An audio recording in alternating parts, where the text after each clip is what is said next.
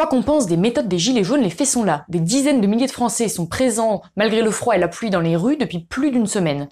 Une colère populaire qui ne trouve pas d'interlocuteur. À travers une propagande bien rodée, le gouvernement d'Emmanuel Macron contourne volontairement les questions que ce mouvement soulève en se contentant de l'ignorer et de le condamner. Premièrement, dans le vocabulaire employé pour désigner les Gilets jaunes. Le ministre de l'Intérieur Christophe Castaner les a qualifiés de mobilisation de l'ultra-droite, ayant répondu à l'appel de Marine Le Pen. Pourtant, il est absolument impossible aujourd'hui de déterminer la nature exacte du mouvement. Qui sont-ils? Personne ne le sait vraiment. Certes, on y trouve une minorité de sympathisants d'extrême droite, comme d'ultra-gauche d'ailleurs, mais il est avant tout composé d'une grande partie de Français qui ne s'identifient pas à ces étiquettes, de tous milieux sociaux confondus. On y trouve des ouvriers, des artisans, des étudiants et même une grande partie de retraités.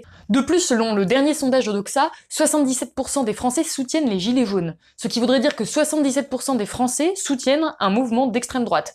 C'est quand même peu vraisemblable. Enfin, si Christophe Castaner insiste tant sur le soutien de la présidente du Rassemblement national aux Gilets jaunes, c'est surtout pour faire croire que ce mouvement est inévitablement d'extrême droite. C'est étrange car il n'évoque pas le soutien des autres hommes politiques, tous partis confondus, au mouvement eux aussi. Cette désignation des Gilets jaunes d'extrême droite s'inscrit dans une stratégie de disqualification des protestataires.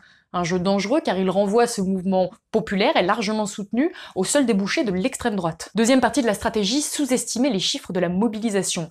Revenons sur ce chiffre donné par le ministère de l'Intérieur samedi. 106 301 manifestants. Outre le fait que la ridicule précision de ce chiffre le décrédibilise d'emblée, si on le divise par le nombre de points de blocage officiels qui est de 1619, ça fait environ 65 personnes par blocage. De plus, 5000 personnes, selon le ministère de l'Intérieur toujours, étaient présentes samedi sur les Champs-Élysées. 5000 personnes ont donc semé un tel chaos sur les Champs-Élysées. C'est peu vraisemblable. Ces chiffres ne cherchent qu'à mettre en scène un essoufflement qui ne se produit pas autant que le gouvernement le souhaiterait. Troisième partie de la stratégie, se focaliser uniquement sur les violences. S'il est impossible d'avoir des chiffres exacts, on peut constater les faits, il y a assez de personnes aujourd'hui pour bloquer des routes, des ronds-points et des secteurs stratégiques. On l'a vu, ce mouvement, il est complètement indéfini. Il y a à la fois des personnes qui commettent des violences sur les Champs-Élysées, mais aussi des manifestations qui se sont déroulées dans le calme et la joie.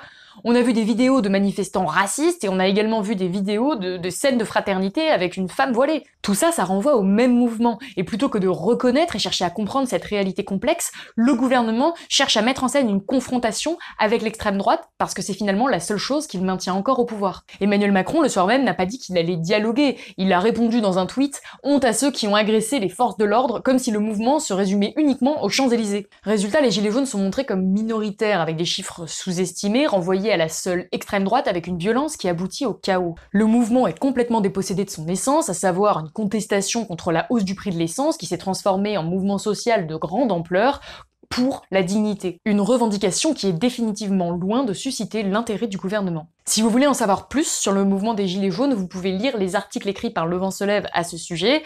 Et si vous avez aimé cette vidéo, n'hésitez surtout pas à la partager. Et puis moi je vous dis à bientôt.